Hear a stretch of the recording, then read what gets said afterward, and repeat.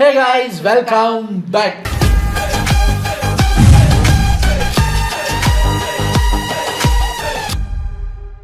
எனக்கு நம்ம எருவ முருகேசா சேனல்ல இருந்து ஒரு வீடியோ வந்திருக்கு. அதை தான் நம்ம பார்க்க போறோம். நீ தப்பானவன் தான் யாரை சொல்றாரு அப்படின்னு பார்த்தா தம்ப்நெயில்ல நம்ம பிரதீப் ரங்கநாதன் இருக்காரு. How PR templates rule Tamil cinema. அதாவது இப்போ பிரதீப் ரங்கநாதன் இப்போ புதுசாக ஒரு ஹீரோ வந்தா, புதுசாக யாராவது இப்போ கென் வந்திருக்காருல்ல, அப்படி வந்தால் கீழே போய் பார்த்தா நீதாமில் அடுத்த பிஆரே ஒரு 4 படம் தான் நடிச்சிருக்காரு. என்னங்க இது, நீதானே அடுத்த பிஆருக்கு போட்டி நீதான்னு சொல்லி இப்போ பிரதீப் ரங்கநாதன் நிறைய பேர் ஒரு சில பேர் சொல்கிறாங்க அவரே தனுஷோட காப்பி, தனுஷே சூப்பர் ஸ்டாரோட காப்பி, இப்படியே காப்பினா என்ன சார் அப்படின்னு அப்படியும் ஒரு சில பேர் பேசுகிறாங்க. இப்போ என்னடான்னா how PR templates rule Tamil cinema.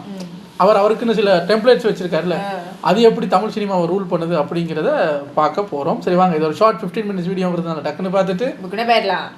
தோழர்களே, இந்த வீடியோ யாரோட மனதையும் புண்படுத்துறது நோக்கமில்ல பார்த்துக்குங்க. அதையும் மீறி எந்த டாலரோடைய மனதாவது புண்பட்டா அதுக்கு கம்பெனி பொறுப்பு இல்லை. பொதுவாக அந்த சினிமாவில் இருக்கவங்கலாம் சொல்லுவாங்க, படத்துக்கு ஒரு 60 சீன் இருக்குதுன்னா அதில் ஒரு சீன் கூட கல்குலேட்டிவாக தேட்டரில் அந்த சீனுக்கு கண்டிப்பாக ஆடியன்ஸ் கை தட்டிடுவாங்கப்பா, கண்டிப்பாக அந்த சீனுக்கு ஆடியன்ஸ் எல்லாம் அழுதுருவாங்கப்பா, இந்த சீனை மட்டும் வைங்க கண்டிப்பாக ஆடியன்ஸ் எல்லாம் சிரிச்சிடுவாங்கன்னு இந்த கண்டிப்பான ஒரு வேர்ட் யூஸ் பண்ணுறல. அதாவது இது நடந்துரும்னு ஒரு சீன் கூட ஒரு டைரக்டராலேயோ இல்லை ரைட்டராலேயோ எழுதிட முடியாதுன்னு சொல்லுவாங்க. எல்லாமே ஒரு கல்குலேஷன் தான். But we are turn this statement into life. ஆமாங்க, 2022ல லவ் டுடேன்னு ஒரு படம் வருது. இந்த படத்தை எடுத்தவர் பிஆர், அதாவது பிரதீப் ரங்கநாதன். இந்த படத்துக்கு அப்புறமா தமிழ் சினிமாவில் ஏற்பட்ட ஷிஃப்ட்ன்றது இருக்குது இல்ல, இது எல்லாத்தையும் டோட்டலா மாத்திருச்சுன்னு தான் சொல்லணும். இப்போ நான் ஒரு கதையை எழுதும் போதே தெரிஞ்சிருது இந்த சீன்லாம் கண்டிப்பா தியேட்டர்ல கைத்தட்டி கொண்டாட போறானுங்க. பாருங்களேன், இந்த டாக்ஸிக்கான விஷயத்தை மட்டும் தூக்கி உள்ளார வச்சோன்னு வை, 100 கோடி அச்சிட போகுது. டேய் இதெல்லாம் பண்ணிட்டு கிளைமேக்ஸ்ல கருத்து சொன்னோம்னா முடிஞ்சிட போகுது. இப்போ வர படங்கள்லாம் இப்படி பிஆர் டெம்ப்ளேட் மூவிஸா மாறி போச்சு. அப்படிப்பட்ட இந்த பிஆர் டெம்ப்ளேட் மூவிஸ்குள்ளார சேர்க்கப்பட வேண்டிய இன்னொரு காவியம் தான் அந்த போன வாரம் வந்துச்சுல யூத், அண்ட் இப்போ வந்திருக்கக்கூடிய ஹாப்பி ராஜ். ஆக்சுவலி இந்த யூத் படத்தை நான் பார்க்க வேணாம்லாம் சொல்ல போறது கிடையாது. நல்லா இருக்குது, இந்த படம் நல்லா இருக்குது, போய் பாருங்க. ஆனா இது நல்ல படம் கிடையாது. அட மலக்குறங்க என்ன இது அப்படின்னு கேட்டீங்கன்னா, இந்த நல்லா இருக்குக்கும் நல்ல படம் கிடையாதுக்கும் நிறைய டிஃபரன்ஸ் இருக்குது. அண்ட் இந்த பிஆர் டெம்ப்ளேட் மூவிஸ் எல்லாம் பத்தி கூட கொஞ்சம் பேச வேண்டியது இருக்குது. அப்புறம் என்னங்க ஆரம்பிக்கவா?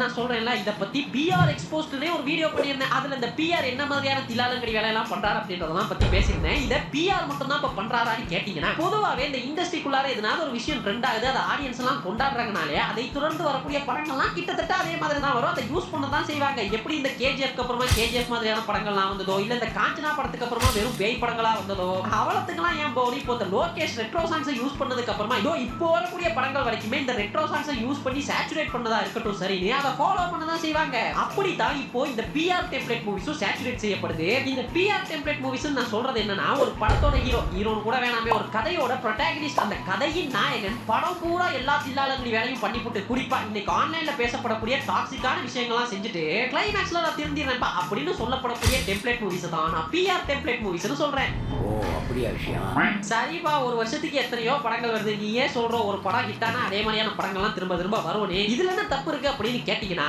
தப்புதான். சொல்றேன் கேளுங்க. 2022ல இந்த லவ் டுடே படம் வருதுங்க. அந்த படத்துல பேசப்பட்ட கான்டெக்ஸ்ட் பத்தின மிக்ஸ்டான ஒப்பீனியன்லாம் இருந்தாலுமே கூட, சரிப்பா அதெல்லாம் ஒரு என்டர்டெயின்மெண்ட் பர்பஸ் சொல்லி நம்ம கடந்து போயிடுவோம். ஒரு படம் தானே, இதுல என்ன ஆயிர போகுதுன்னு கடந்து போகலான்னு முற்படும் பொழுது என்ன பண்ணி போட்டாங்கன்னா, இதை ஒரு சக்சஸ்ஃபுல் ஃபார்முலாவை பிடிச்சிக்கிட்டாங்க. என்னன்னா, இந்த ஹீரோயினோ எல்லா மாதிரியான தப்பும் இல்ல, இந்த பிளாக்குக்கும் ஒயிட்டுக்கும் நடுவுல கிரேன்னு ஒன்று இருக்குல்ல, டிபேட்டபிள் டாபிக், இந்த மாதிரியான விஷயங்கள்லாம் பண்ணுவாங்க. அவங்க பண்றது இல்லாம அதை குளோரிஃபை பண்ணி வர காட்டுவாங்க. ஆனா எண்ட் ஆஃப் த கிளைமேக்ஸ், இல்லப்பா இதெல்லாம் தப்பு, நாங்க திருந்திட்டோம், நீங்களும் திருந்திருங்கன்னு கருத்தை சொல்லி முடிச்சிடறாங்க. இதுல இருக்கக்கூடிய ப்ராப்ளம் என்னன்னா, ஃபர்ஸ்ட் இந்த லவ் டுடே எடுத்துக்கோங்க. வெறும் 5 கோடியில எடுக்கப்பட்ட இந்த படம் 100 கோடி கலெக்ட் பண்ணிச்சுங்க. சோ ஒரு ப்ரொடியூசரோட பெர்ஸ்பெக்டிவ்ல பாத்தீங்கன்னா, மினிமம் இன்வெஸ்ட்மென்ட் வித் மினிமம் இதே மாதிரி படமா பண்ணி காசு அள்ளுவாங்க. சோ ஈஸியா இந்த மாதிரியான படங்களை தான் ப்ரொடியூஸ் பண்ண ஆரம்பிப்பாங்க. அப்படியே ரைட்டரோட பெர்ஸ்பெக்டிவ்ல பாத்தீங்கன்னாலும், ரைட்டிங்ல ஒன்னு எழுதணும் இல்ல புதுசா ஒன்னு யோசிக்கணும் அப்படின்றதெல்லாம் தேவையே இல்ல. என்ன சொல்ல போறாங்க அப்படின்ற அந்த சீன் இருக்குதுல, அதாவது அந்த சினாரியோ, அது ஆன்லைன்ல தேவைக்கு அதிகமாவே இருக்குது. which is நாங்க மீம் போட்டு கிக்கி பிக்கி பண்ணக்கூடிய ரீல்ஸ் அண்ட் மீம்ஸ் தான். அத சினிமால எப்படி சீன்ஸா கன்வெர்ட் பண்ண போறாங்க அப்படின்ற சக்சஸ்ஃபுல் ஃபார்முலாவும் ஆல்ரெடி அவைலபிளா இருக்குது. இத சீனா வச்சோம்னா கண்டிப்பா தியேட்டர்ல ஒர்க் அவுட் ஆகும் அப்படின்ற சக்சஸ்ஃபுல் ரேட்டுமே ஆல்ரெடி அவைலபிளா இருக்குது. சோ ஒரே சீன் ஒரே கதை தாங்க. அதையே school, college, work place, husband and wife, லவர்ஸ்னு மாத்தி எடுக்க போறாங்க. சோ ரிஸ்கே இல்லாத ஒரு ப்ரொடியூசர், பிஆர் சக்சஸ் ஃபார்முலாவோட உள்ள வரக்கூடிய ஒரு டைரக்டர், இவங்க ரெண்டு பேரும் ஒரு கொலாப் பண்ணாங்கன்னா ஆஃப் கோர்ஸ் ஹிட் தான் கொடுக்குறாங்க. சோ இத ஃபாலோ பண்ணி இதே மாதிரியான படங்கள் தான் லாஸ்ட் ஒரு 2 to 3 இயர்ஸ்ல ப்ரொடியூஸ் செய்யப்பட்டது மட்டும் இல்லைங்க, அந்த வருஷத்தோட டாக் ஆஃப் தி டவுனாவும் இந்த மாதிரியான படங்கள் தான் இருந்தது. ஏதோ எங்க அண்ணன் பிஆர் ஒரு 3 படத்தை எடுத்து விட்டாப்ல, அதுக்கு இந்த பேச்சாடா பேசுறான்னு கேட்டீங்கன்னா ஒரு ஸ்டெட் சொல்றேன் கேளுங்க. லாஸ்டா ஒரு 2 to 3 இயர்ஸ்க்குள்ள இந்த பிஆர் டெம்ப்ளேட்டுக்குள்ளார வந்த மூவிஸ் அண்ட் அதோட சக்சஸ் ரேட் பாத்தீங்கன்னா லவ் டுடே 2022ல ரிலீஸ் ஆகுதுங்க. 5 கோடியில எடுக்கப்பட்ட இந்த படம் 100 கோடி கலெக்ட் பண்ணுச்சு. டான் 2022ல வந்தது 40 கோடியில எடுக்கப்பட்ட இந்த படம் 120 கோடி கலெக்ட் பண்ணுச்சு. டிராகன் 2025 ரிலீஸ் 30 கோடியில எடுக்கப்பட்ட படம் 150 கோடி கலெக்ட் பண்ணுச்சு. நீக் நிலவுக்கு என் மேல் என்னடி கோபம் 2025ல ரிலீஸ் ஆச்சு, 25 கோடியில எடுக்கப்பட்ட படம் 13 கோடி கலெக்ட் பண்ணுச்சு. டூட் 2025ல ரிலீஸ் ஆச்சு, 30 கோடியில எடுக்கப்பட்ட அது மட்டும் ஏன் ரிவர்ஸ்ல போயிருக்கு?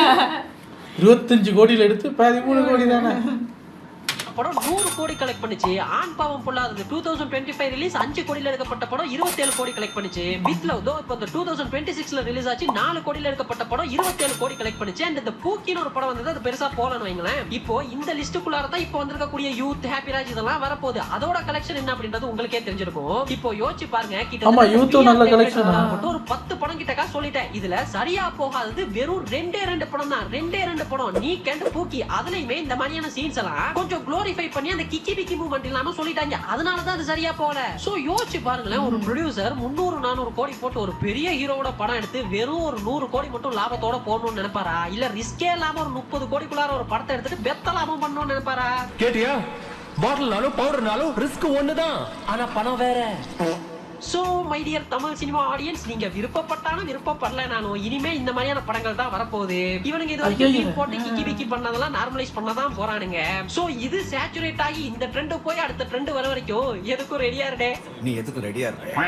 இப்போ இதே ஃபார்முலாக்குள்ள வந்திருக்கக்கூடிய படம் தாங்க இந்த யூத்தும். இத பத்தி கேட்டீங்கன்னா அதே டெய்லர், அதே வாடகை தான். கொஞ்சோண்டு டான், கொஞ்சோண்டு டிராகன், இன்னும் கொஞ்சோண்டு தனுஷ், மாஸ் டைலாக்லாம் சேர்த்தீங்கன்னா அதுதான் இந்த யூத். அண்ணன் பிஆர் வழியில் ஹீரோ ஸ்கூல் லைஃப்ல ஒரு மினி பிளே ஓயா இருக்காப்ல. அப்ப ஹீரோ ஒரு பொண்ணு சின்சியரா லவ் பண்றாங்க. ஹீரோவுமே அவங்கள சின்சியரா லவ் பண்றாரு. அப்போ என்ன கதை சொல்றீங்க? நான் இந்த படம் பார்க்கலையே. லவ் பண்ணிட்டு இருந்த பொண்ணு ஊருக்கு போக அந்த கேப்ல இன்னொரு பொண்ணு ஹீரோக்கு ப்ரோபோஸ் பண்றாங்க. சி இங்க இதுதான் ப்ராப்ளம்ன்ற மாதிரி ஹீரோ அந்த பொண்ணு ப்ரோபோஸ் பண்ணிச்சுல, அதுக்கு நோவோ இல்லாட்டி இல்லமா இந்த மாதிரி நான் இன்னொரு பொண்ணை லவ் பண்ணிட்டு இருக்கேன் அப்படியோ சொல்லவே மாட்டாரு. இதெல்லாம் சொல்லாமல அந்த பொண்ணு கூடயும் பழகிட்டு இருப்பாரு. இப்போ இந்த ரிலேஷன்ஷிப்புக்கு பேர் என்னன்னு கேட்டீங்கன்னா எனக்கு தெரியல. பெஸ்டினா ஃப்ரெண்டுக்கு மேல ஹஸ்பண்டுக்கு கீழே குறுக்குல நீ வந்து படுத்துப்பியாடா குங்ஃபு பாண்டா. சரிப்பா, இந்த ரிலேஷன்ஷிப்புக்கு ஹீரோ என்ன விளக்கம் கொடுக்க போறாரு அப்படின்னு கேட்டீங்கன்னா அந்த பொண்ணுக்கு நோன்னு சொல்லிட்டு அந்த பொண்ணு ஹர்ட் ஆயிருமா. அதனால நோன்னு சொல்லாம எஸ்ன்னு சொல்லாம நடுவுல நிப்பாப்ல. ஆனா அந்த பொண்ணுக்கு பிடிச்ச பாட்டுக்கு ஸ்கூல் கல்ச்சரல்ஸ்ல டான்ஸ் எல்லாம் ஆடுவாரு, அது வேற சாப்டர். சரி, இப்ப அண்ணன் இந்த ரிலேஷன்ஷிப்புக்கு என்ன மாதிரியான ஜஸ்டிபிகேஷன்லாம் கொடுக்க போறாரு அப்படின்னு காத்துன்னு இருக்கும்போது தான் இன்டர்வல் வருதுங்க. இன்டர்வல்ல ஆல்ரெடி லவ் பண்ணிட்டு இருந்த அந்த பொண்ணுக்கு உண்மை தெரிஞ்சிருது. சோ சீப்போ அப்படின்னு விட்டுட்டு போயிடுறாங்க. அப்ப ஹீரோ சொல்றாரு, என் மேல சந்தேகப்பட்டல அந்த பொண்ணுக்கு எஸ் கூட சொல்லாம வந்து என்ன நீ சந்தேகப்பட்டு விட்டு போறல, இனிமே என் விசுவாசம் அந்த பொண்ணுக்கு தான் அப்படின்னு அந்த பொண்ணு சொல்லலாம் அப்படின்னு திரும்பி பார்த்தா அந்த பொண்ணு ஹீரோ ஒரு தப்பானவன்னு ஆல்ரெடி அந்த ஹீரோவை லவ் பண்ணிட்டு இருந்த பொண்ணுக்கு உணர்த்தணும்னு லவ் பண்ற மாதிரி நடிச்சுட்டு இருந்தாங்க அப்படின்னு ஒரு இன்டர்வலுங்க. which is இது ஒரு பீக்கான இன்டர்வல். படத்துலயுமே இந்த சீன் பீக்கா இருக்கும். மோரோவர் இந்த சீனை நிறைய பேருக்கு தன்னோட ஸ்கூல் காலேஜ் லைஃப்ல ரிலேட் பண்ணிக்கிற மாதிரி இருக்கலாம். பட் ப்ராப்ளமே என்னன்னா ஆஃப்டர் இன்டர்வல் தான் பிரகலைகள் ஆரம்பம். அதுல ஒரு வசனம், இவர் அதை பேசினாரா தெரியல, பட் நீங்க சொன்னீங்கல்ல, அதை கேட்கும்போது ஆஹா எப்பேற்பட்ட வரிகள். என்ன சந்தேகப்படுறீங்கள, அவங்க நான் எஸ் சொல்லாம வச்சிருந்தேன் தெரியுமா, ஏண்டா டாய் நீ நோ கூட தான் சொல்லல, அதான் அதுக்கு என்ன பண்றது, எப்படி மாத்துறாங்க பாருங்க. நான் உங்களுக்கு எஸ்ஸே சொல்லலையே அப்படின்னு குரல் வசத்துறாங்க. நீ நோவும் சொல்லலையே, அப்ப அதுக்கு என்ன பண்றது? எஸ் சொன்னா உன் மனசு குறைஞ்சிரும், நோ சொன்னா அவன் மனசு குறைஞ்சிரும். அதனால நான் நாக்க வெட்டிக்க போறேங்க.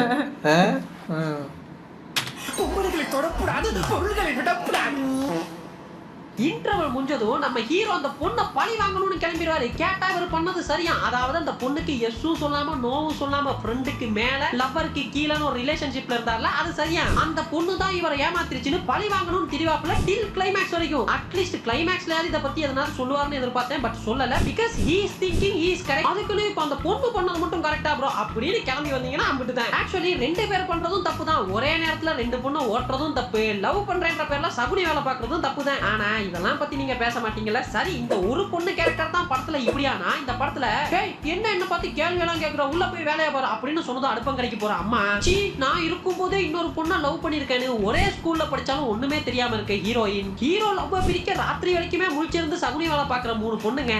பிரவீன் என்கிட்ட எதுனாவது சொல்லணுமா, அந்த 3 படம் தனுஷ் மாதிரி பண்ணுவியே, 12th பாஸ் பண்ணிட்டு வா லவ் பண்றேன்னு சொல்ற இன்னொரு ஹீரோயின். தெரியாம தான் கேக்குறேன், இந்த படத்துல எந்த பொண்ணு கேரக்டர் சுயமாவே சிந்திக்க மாட்டாங்களா? எல்லாமே தத்தியா தான் இருப்பாங்களா? கண்டிஷன் நம்பர் 1, பொண்ணு பார்க்கறதுக்கு வெள்ளைய மைதா மாவு இருக்கணும். சரி, ஓகே. கண்டிஷன் நம்பர் 2, பொண்ணு லூஸ் மாதிரி நடந்துக்கணும். ஆமா.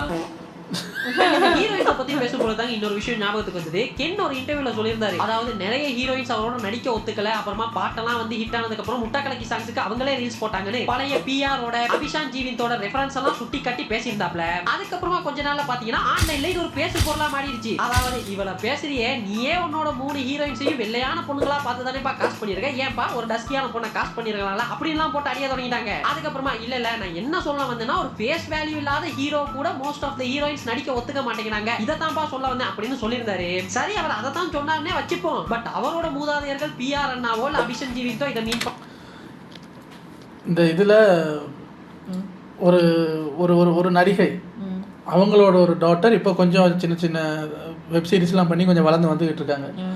அவங்க ஒரு இன்டர்வியூவில் சொல்லியிருக்காங்க, கென் இப்படி பேசியிருக்காரு அப்படின்னும்போது என்னையெல்லாம் கூப்பிடலை, கூப்பிட்டா நடிக்க போகிறேன் நான். ஓஹோ அப்படி ஒன்றா, சரி அவ்வளோ வேணாம் விட்டுருங்க. உங்களோட இப்போ அவங்கெல்லாம் அந்த டஸ்கி கேர்ள்ஸ், நம்ம தமிழ் பொண்ணுங்கெல்லாம் நடிக்கவே வர மாட்டேங்கிறாங்கங்க, நான் கருப்பாக இருக்கிறதுனால. அதனால தான் நான் மல்லு கேர்ள்ஸ் கிட்ட போனேன். ஓகே, உங்கள் படத்தில் உங்கள் அம்மாவுக்கு நடிச்சிருக்காங்களே தேவதர்ஷினி மேடம், அவங்க பொண்ணுமே இருக்காங்களே, அவங்கள கேட்டிங்களா? ஏமா அவங்க அம்மாவே அந்த படத்தில் நடிக்கிறாங்கன்னா நீ ஹீரோனா வரமாட்டியாமா அப்படின்னு கேட்டால் அந்த பொண்ணு வரப்போகுது. சும்மா சும்மா எல்லாரும் சொல்கிறாங்கிறதுக்காக சொல்கிறது. அப்போ நமக்கு சிம்பத்தி வரும்ல, பாரு இந்த கருப்பு ஹீரோஸோட எந்த இதுவும் நடிக்கலை, அதனால அவர் போய் இப்போ மலையாளத்துலேருந்து இழுத்துட்டு வந்து படம் ஹிட் ஆகிடுச்சு. சார் இங்கே நான் கருப்பாக இருக்கிற ஹீரோயின்ஸு நடிக்க ரெடியாக தான் இருப்பாங்க, உங்களுக்கு செட் ஆகாதுன்னு சொல்லுங்கள்.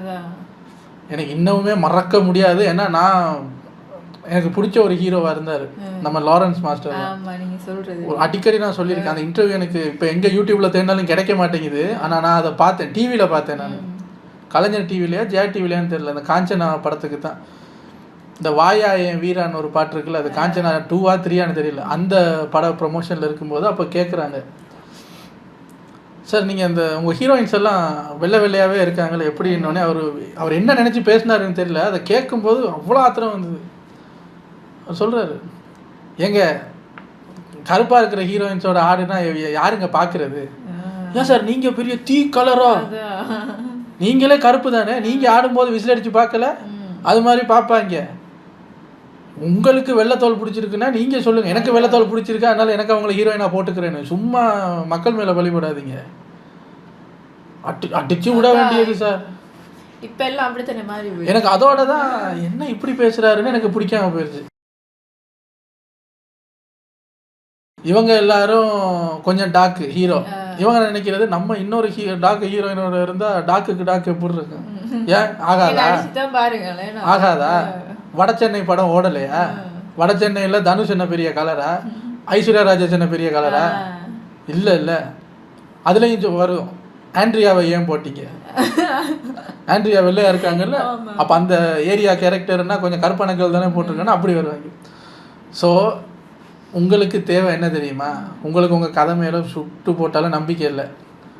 உங்களுக்கு உங்கள் கதை மேலே நம்பிக்கை இருக்குன்னா நீங்கள் யாரை வேணாலும் காஸ்ட் பண்ணலாம், நல்லா நடிக்க தெரிஞ்சவங்க, இர்ரெஸ்பெக்டிவ் ஆஃப் த ஸ்கின், அந்த லுக்ஸு கலரு அதெல்லாம் இல்லாமல். ஆனால் உங்களுக்கே அதை வச்சு தானே ஓட்டிக்கிட்டு இருக்கீங்க. இப்போ வாங்க சார் கருப்பான 2 பேர் படம் நடிச்சிருக்கேன் வாங்கன்னா வந்துடுவாங்களா? நீங்கள் என்ன பண்ணுவீங்க?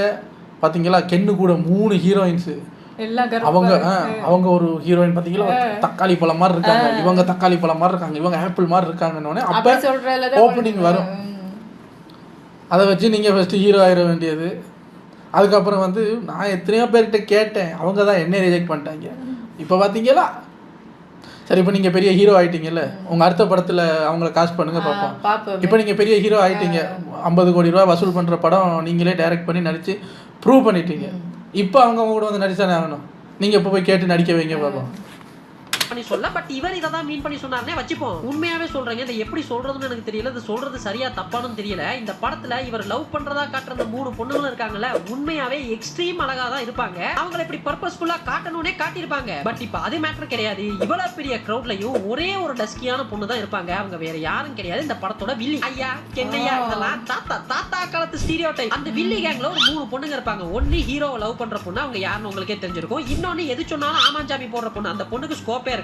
லாஸ்டா தான் இந்த மொத்த பிளானுக்கும் ஸ்கெட்ச் போட்டு கொடுத்து அதை எக்ஸிக்யூட் பண்றது அந்த டஸ்கியான பொண்ணா இருப்பாங்க. இந்த ஜெனரேஷன்ல இப்படி ஒரு டீடைலிங் அப்படின்னு வியந்து பார்த்துட்டு இருந்தேங்க. அருமை. இது போக சொட்டையை வச்சு கிண்டல் பண்றது, வாய்ஸை வச்சு கிண்டல் பண்றது, அது போத் ஹீரோயினா இருக்கட்டும் சரி, அப்புறம் ஒரு சார் படிச்சு கொடுக்க வருவாரு, அவரோட வாய்ஸை வச்சு ஒரு சீன் பண்ணியிருந்தாங்க. இந்த சீன்லாம் எப்படி ப்ராசஸ் பண்றதுன்னே தெரியாம ஒரே கன்ஃபியூஷன் மூட்லயே படம் பார்த்துட்டு இருந்தேன். அந்த அளவுக்கு பாடி ஷேமிங் எலிமெண்ட்ஸ் எல்லாம் கென் லெஃப்ட் ஹேண்ட்ல டீல் பண்ணியிருந்தாப்ல. அப்புறம் என்ன கிளைமேக்ஸ்ல 2 தனுஷ் டயலாக் பேசி, ஏன் சார் நாங்கெல்லாம் ஸ்டேஜ் ஏற கூடாதா, ஏன் சார் நாங்கெல்லாம் 12th 9th ரேங்க் வாங்க கூடாதா, இவ்வளவு அட்டூழியத்தையும் பண்ணிட்டு கடைசியில ஒரே வாரத்துல படிச்சு 9th ரேங்க் வாங்கிட்டு பேரண்ட்ஸ் தான்ப்பா முக்கியம், பெற்றோர் நம் கண்கள் அப்படின்னு முடிச்சிருவாப்ல. இவள பேசுதே சார் அந்த வாய். இவர் 12th படிச்சதுக்கு காரணமே அந்த பொண்ணு 12th பாஸ் ஆயிடுவா, அப்பதான் ஓகே சொல்லுவேன்னு சொன்னதால தான் கடைசியில இவர் அந்த பொண்ணை ரிஜெக்ட் பண்ணிடுவாப்ல. இப்ப நீங்க எல்லாம் கேட்ற கூடாது இல்ல, அந்த பொண்ணுக்காக தான்டா படிச்சேன்னு. அப்படி கேட்ற கூடாதுன்றதுக்காகவே கிளைமேக்ஸ்ல ஒரு அப்பா சீனை வச்சு டானாக வந்து டிராகனாக மாதிரி டானாக முடிஞ்சது இந்த படம். இப்போ இவர் 9th ரேங்க் வாங்கியிருக்காருல, இவருக்கு சொல்லி கொடுத்த ஃப்ரெண்ட் கேரக்டர் ஒருத்தர் இருப்பான், இவங்க கேங்ல கண்ணாடி போட்டுட்டு ஒருத்தன். அந்த பையன் மட்டும் தான் படத்தோட ஸ்டார்ட்ல இருந்து எண்ட் வரைக்கும் சரியான கருத்துக்கள்லாம் பேசிட்டு இருப்பாப்ல. அவனோட கேரக்டர்லயும் படிக்கிற பையன் கண்ணாடி போட்டிருப்பான் அப்படின்ற ஒரு ஸ்டீரியோடைப்பை மெயின்டைன் பண்ணியிருந்தாப்ல. அதை கூட விடுங்களேன். சரி, சொல்லி கொடுத்ததை படிச்ச நீயே 9th ரேங்க் வாங்கியிருக்கனா, சொல்லி கொடுத்த அந்த பையன் என்ன ரேங்க் வாங்கியிருப்பான் அப்படின்னு நீங்க கேட்டீங்கன்னா, அந்த பையனும் ரேங்க் வாங்கியிருந்தான், 5th ரேங்க். படம் பார்த்தவங்க எத்தனை பேருக்கு இது தெரியும்? இதை படத்துலயும் காட்டியிருப்பாங்க. ஒரே ஒரு சீன்ல அந்த பேனர் சீன் வரும்ல, அந்த பேனர் சீன்ல காட்டியிருப்பாங்க அந்த பையன் 5th ரேங்க். இல்லாத அட்டூழியம் பண்ண நீயே 9th ரேங்க் வாங்குற அப்படின்றத காட்டும் பொழுது ஸ்டார்டிங்ல இருந்து படிச்ச ஒரு பையன் 5th ரேங்க் வாங்கினான்றத காட்டணுமா வேணாமா? ஆனா அதெல்லாம் காட்ட மாட்டீங்கல்ல. உங்க மோட்டிவ் என்ன? ஒரு பொண்ணு 12th பாஸ் ஆயிட்டு வா, அப்பதான் உனக்கு ஓகே சொல்லுவேன் அப்படின்றத மோட்டிவேட்டிங்கா எடுத்துக்கிட்டு ஒரு பையன் படிச்சான், அதை தான் காட்டணும். அப்படிதான்ல இந்த காரி மூஞ்ச கதையெல்லாம் ஒரு காவிய கதை மாதிரி இங்க வந்து சொல்லி அங்க டைம் ஓடிடில வந்த உடனே ரோஸ்ட்க்கு வந்துரும் போல இருக்கு. ஆனா நல்லா இருக்குன்னு சொல்றாங்க பல பேர், தெரியல பேசிட்டல அப்படின்னு நீங்க கேட்கலாம். ஸ்டில் நான் சொன்னதை தான் இப்பவும் சொல்றேன், இந்த படம் நல்லா இருக்குது, கண்டிப்பா எல்லாரும் போய் தியேட்டர்ல பாருங்க. அவளையே நான் பார்த்த தியேட்டர் ஹவுஸ்ஃபுல்லா இருந்தது. இந்த லவ் ஸ்டோரி பாடி ஷேமிங் ஜோக்ஸ்க்குலாம் மக்கள் அவளை கை தட்டி ரசிச்சிட்டு இருந்தாங்க. சோ பழையக்குவோம், இனிமே இந்த மாதிரியான படங்கள் தான் வரப்போகுது. இதோ இப்போ கூட இந்த ஹாப்பிராஜ்னு ஒரு படம் வந்திருக்குல்ல, நான் இன்னுமே அந்த படம் பார்க்கல, பட் இந்த படமும் கண்டிப்பா இதே போல தான் இருக்கும்ன்றது எனக்கு தெரியும். ஏன்னா உங்களுக்கு எல்லாம் தெரியுமோ தெரியல, இந்த ஹாப்பிராஜ் படத்தோட டைரக்டர் பிஆரோட அசிஸ்டன்ட் டைரக்டர் தான். சோ சொல்லவா வேணும், நாங்களாம் இனிமே பிஆர் படங்கள் பார்க்க பழகிக்கிறோம்பா. ஆக்சுவலி நீங்க கேட்கலாம், ப்ரோ சாதாரண ஒரு படம் என்டர்டெயின்மெண்ட் சிரிச்சுட்டு போக வேண்டியதுதானேன்னு. ஆக்சுவலா லாஸ்டா ஒரே ஒரு விஷயம் மட்டும் சொல்லிட்டு கிளம்புறேன். முந்திலாம் தமிழ் சினிமால நிறைய விஷயங்களை நார்மலைஸ் பண்ணி வச்சிருந்தாங்க. இந்த கருப்பானவங்களை வச்சு கலாய்க்கிறது, பாடி ஷேமிங் பண்றது, கேஸ்ட வச்சு தரக்குறைவா காட்டுறது, ஹீரோயின்ஸ் ஸ்டாக்கிங் பண்றது அப்படின்னு சொல்லிட்டே போலாம். தென் ஜெனரேஷன் இவால்வ் ஆனதோ இன்னைக்கு நாம அதெல்லாம் பார்த்துட்டு யோ இதெல்லாம் தப்பா இருக்குது அப்படின்னு அதை கேள்வி கேட்க தொடங்கணும், கிரிட்டிசைஸ் பண்ணணும். அதனாலேயே இன்னைக்கு வரக்கூடிய படங்கள்ல பாதிக்கு பாதி இந்த மாதிரியான விஷயங்கள்லாம் குறைஞ்சிருச்சு. ஆனா நீங்க நல்லா கவனிச்சீங்கன்னா தெரியும், அப்போ இதை நார்மலைஸ் செய்யப்பட்ட அந்த மாதிரியான படங்கள்லயே இந்த மாதிரியான எலிமெண்ட்ஸ் எல்லாம் ஒண்ணு காமெடிக்காக வச்சிருப்பாங்க, இல்ல இதெல்லாம் பண்றது அந்த படத்தோட வில்லன் கேரக்டரா இருக்கும். சோ வில்லன் கேரக்டர் இதெல்லாம் பண்ணிட்டு கிளைமேக்ஸ்ல திருந்தும் பொழுதோ இல்ல கிளைமேக்ஸ்ல செத்தே போயிட்டான்னு வைங்களேன், நாம என்ன சொல்லுவோம்னா அவன் தான் வில்லன் கேரக்டர் ஆச்சே, சரி கடைசியில திருந்திட்டால, இல்ல அவன் கடைசியில செத்தே போயிட்டாலோ அவன் வில்லன் பா, கெட்டது பண்ணா தான் செத்து போயிட்டான் அப்படிதான் சொல்லுவோம். இல்ல காமெடிக்காக இதெல்லாம் பண்ணிருந்தாலும் இப்போ அதெல்லாம் பார்த்துட்டு ப்ரோ இதெல்லாம் காமெடி பண்ற விஷயம் இல்ல ப்ரோ அப்படின்னு இப்ப தட்டி கேட்கிறோம். பட் இன்னைக்கு வரக்கூடிய இந்த பிஆர் டெம்ப்ளேட் மூவிஸ்ல என்ன பண்றாங்கன்னா, ஹீரோ தான் இந்த மாதிரியான தப்பெல்லாம் பண்றாரு, அவர் தப்பு பண்றது கூட பரவாயில்லைங்க, அதெல்லாம் பண்ணிட்டு அதை எவ்வளவு ஹீரோயிசமா சினிமேட்டிக்கா குளோரிஃபை பண்ணி காட்ட முடியுமா அந்த அளவுக்கு குளோரிஃபை பண்ணி காட்டி அதை நார்மலைஸ் பண்ணிடுறாங்க. சோ அது ஒரு கேள்வி கேட்கப்படாத விஷயமா மாறுது. அப்படி கேள்வி கேட்கறவங்களையும் போட்டு அடிக்கிறீங்கன்றதுதான் ஒரு கவலைக்குரிய விடயம். இப்போ இந்த லோகேஷையும் போட்டு அடிப்பாங்க, ட்ரக்ஸ் ஒழிப்போன்னு சொல்லிட்டு ட்ரக்ஸ் வச்சே படம் எடுக்கிறாரு பாத்தியா அப்படின்னு. ஆனா நல்லா கவனிச்சீங்கன்னா தெரியும், லோகேஷோட எல்லா படத்துலயுமே வில்லன் கேரக்டர் தான் அந்த ட்ரக்ஸை யூஸ் பண்ணிட்டு இருப்பாங்க, ஹீரோ கேரக்டர்ஸ் அதை தட்டி கேட்கறவங்களா தான் இருப்பாங்க. சோ ஆடியன்ஸோட சப்கான்ஷியஸ் மைண்ட் எப்படி ஒர்க் பண்ணுனா, கெட்டவங்க தான் ட்ரக்ஸை யூஸ் பண்ணுவாங்க, இல்ல ட்ரக்ஸை யூஸ் பண்றவங்க கெட்டவங்க, நம்ம ஹீரோவா இருக்கணும்னா அவங்களை தட்டி கேட்கணும் அப்படின்னு தான் தோணும். அப்படிப்பட்ட படம் எடுக்கிற லோகேஷ அதை சொல்லியே அடிக்கிற கேங் ப்ரோ நாங்க. அப்ப நமக்கு இப்படிப்பட்ட படம் தான் எடுத்து போல. ஆனா இந்த யூத் கேங் இந்த கென்னன் டீமை ஒரே ஒரு விஷயத்துல மட்டும் பாராட்டணுங்க. இந்த படத்துல நிறைய யங் டேலண்ட்ஸ்க்கு சான்ஸ் கொடுத்திருந்தாரு. அதுவும் குறிப்பா இந்த இன்ஸ்டா யூடியூப்ல எல்லாம் கண்டென்ட் கிரியேட்டர்ஸா இருக்க நிறைய பேருக்கு சான்ஸ் கொடுத்திருந்தாரு. அவங்க எல்லாம் படத்துல ரொம்ப நல்லாவே பண்ணிருந்தாங்க. அந்த ஒரே ஒரு விஷயத்துல மட்டும் இந்த கென்னன் டீமை பாராட்டலாங்க. நான் இவ்வளவு சொன்னாலும் நீங்க எல்லாம் கேட்கலாம், சரி ப்ரோ இதெல்லாம் ஒருத்தனோட லைஃப்ல சர்வசாதாரணமா நடக்கிற விஷயம், அதைத்தானே படத்துல காட்டினாங்க, ஏன்பா நீ எல்லாம் ஸ்கூல் காலேஜ்ல இதெல்லாம் பண்ணது இல்லையான்னு கேட்டீங்கன்னா, நான் திரும்பவும் சொல்றேன், சினிமான்றது லைஃப்ல நீ பண்ணதோ இல்ல எல்லார் லைஃப்லயும் நடக்கிறது தானே அப்படின்னு ஒரு தப்பை தூக்கிட்டு வந்து அதை நார்மலைஸ் பண்ற மீடியம் கிடையாது. எதை நார்மலைஸ் பண்ணணும், எதை குளோரிஃபை பண்ணணும் அப்படின்றத இந்த யங் டைரக்டர்ஸ் எல்லாம் புரிஞ்சுக்கிட்டு படம் பண்ணுவாங்க அப்படின்றத நம்புறேன். எப்படியும் இந்த வீடியோவையும் பார்த்துட்டு இதுல என்ன போட்டு அடிக்க தான் போறீங்க. இந்த ஹாப்பி ராஜ் யாராவது பார்த்துட்டீங்கன்னா இந்த படம் இது போல தான் இருக்கா அப்படின்றத கமெண்ட்ஸ்ல சொல்லிட்டு போங்க. நான் இனிமே தான் போய் பார்க்கணும். இந்த யூத் படம் பார்த்துட்டு இப்போ தும்முனா தான் கரெக்டா இருக்கும், பட் அடிப்பாங்களான்னு தெரியலையா அப்படின்னு யோசனை இருந்தேன். அப்போதாங்க இந்த பப்ளிக் ரிவ்யூ பார்த்தேன். இதை பார்த்ததுக்கு அப்புறமா தான் அப்பாடா நம்ம சரியா தான் யோசிச்சிருக்கோம் அப்படின்ற ஒரு கான்ஃபிடென்ட்டே வந்தது. அதுக்கப்புறமா தான் இந்த வீடியோவே பண்ணேன். அப்புறம் என்னங்க அடுத்த தும்முனாதான் சரியா இருக்கும். எனக்கு ஒர்க் அவுட் ஆகல. அதாவது இப்பெல்லாம் கண்டென்ட் எடுத்துட்டு என்ன பண்றாங்கன்னா படம் முழுக்க ப்ரீ கிளைமேக்ஸ் வரைக்கும் பண்ற லூட்டி தானா தப்பெல்லாம் பெருசா காட்டிட்டு கிளைமேக்ஸ்ல வந்து நான் அப்பாக்காக பண்ணிட்டேன் அம்மாக்காக பண்ணிட்டேன்னு காட்டுறதெல்லாம் எனக்கு பெருசா எனக்கு அதுல ஜெனரலைஸ் பண்ற மாதிரி இருக்கு. அது இப்போ ஜென்ரேஷன் ரொம்ப ஈஸியா அட்ராக்ட் ஆயிடுவாங்க. படம் முழுக்க பொண்ணுக்கு பின்னாடி சுத்துறதே ஒரு பெரிய வேலையா வச்சுட்டு அதுதான் ஸ்கூல் ஒர்க் வர அந்த மாதிரி காட்டிட்டு கிளைமேக்ஸ்ல வந்துட்டு அம்மா வந்து உடம்பு முடியாம போனோம் படிக்கிறதுலாம் எனக்கு பெருசா எனக்கு ஒர்க் அவுட் ஆகல. இப்போ ஜென்ரேஷன் வேணா பிடிக்கும், ஏன்னா அவனுக்கு அதை தான் பண்ணிருக்கானுங்க. ஆமாம், இப்போ அந்த வீடியோ செக்ஷனை கீழே போய் பார்த்தா நல்லா திட்டு விழுந்துருக்கும். ஏன்னா ஒவ்வொருத்தரும் இப்போ இருக்கிற லைஃப் அப்போ இருக்கிற லைஃப்னு எப்படி புரிஞ்சு வச்சுருக்காங்கன்னு தெரியலை. வாயை திறந்து எதுவும் சொல்லவே நமக்கு பயமாக இருக்குது. உடனே வந்து கடிச்சிருவாங்க. அது நாய்க்கடியை விட விஷம் ஏறிடும் நமக்கு. தெரியல. ஆனால் இன்னும் நான் இந்த படம் பார்க்கல. ஓடிடியில் வரட்டும் பார்க்கலான்னு வெயிட்டிங். பட் ஓடிடி இப்போ ஒரு சில படங்கள் இப்போ டான் கூட அப்படித்தானே 100 கோடி கலெக்ட் பண்ணி பட்டையை கிளப்பிச்சு நாங்கள் ஓடிடியில் வந்தோடனே அதை போட்டு அடிக்காத ஆள் கிடையாது. இவங்களே போய் பார்த்து போட்டு அப்புறம் கேட்டாங்க எதுக்குடா அதுக்கு 100 கோடி கொடுத்தீங்கன்னு. அப்போ தியேட்டருக்கு போனவங்களாம் யாருடா தெரியாது. அது மாதிரி இந்த படத்துக்கும் நடக்குதான்னு தெரியல. ஏன்னா படம் ஹிட்டாக இருக்குது, கிட்டத்தட்ட 50 crores வரைக்கும் கலெக்ட் பண்ணியிருக்கு அப்படிங்கிற மாதிரி வருது. நானும் அதை நினச்சி தான் ஓகே ஒரு நல்ல படம் தான் போலன்னு நினச்சிட்டு இருந்தேன். திடுத்துப்புன்னு இதில் வந்து என்னங்க இவ்வளோ விஷயம் இருக்கா உள்ள. ஒருவேளை அவங்க நல்லா இருக்குன்னு சொன்னது ஒரு அந்த ஒரு உப்புமா படம் இல்லாமல் படத்தோட குவாலிட்டி சினிமாட்டோகிராஃபி அந்த ஒரு கதைன்னு இல்லாமல் கென்னோட டான்ஸு பாட்டு அப்படின்னு மற்ற விஷயங்கள் எக்ஸ்டர்னல் விஷயங்கள்லாம் நல்லா இருக்குது போல், அதைத்தான் சொல்கிறாங்க போல இருக்கு.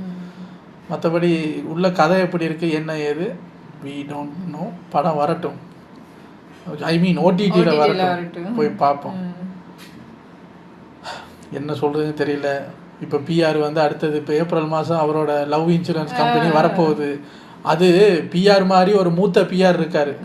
அவரோட பேரை சொன்னாலே உங்களுக்கு தெரியும். அவர் எடுக்கிற படங்கள் எல்லாம் பிஆர் என்ன பிஆர் காத்து வாக்கில் 2 காதோல் நானும் ரவுடி தான் இந்த மாதிரி காவியங்கள்லாம் ஐயா எடுத்திருக்காரு.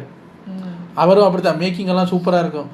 கதையை பார்த்தீங்கன்னா ஒரே நேரத்தில் 2 பேரை லவ் பண்ணுற ஹீரோ, ரெண்டு ஹீரோயினுக்கு நடுவில் போய் படுக்கிற ஹீரோ நம்ம சேதன் தான். அந்த மாதிரி ஐயா எடுக்கிற காவியங்கள்லாம் அது ஒரு ரகத்தில் இருக்கும்.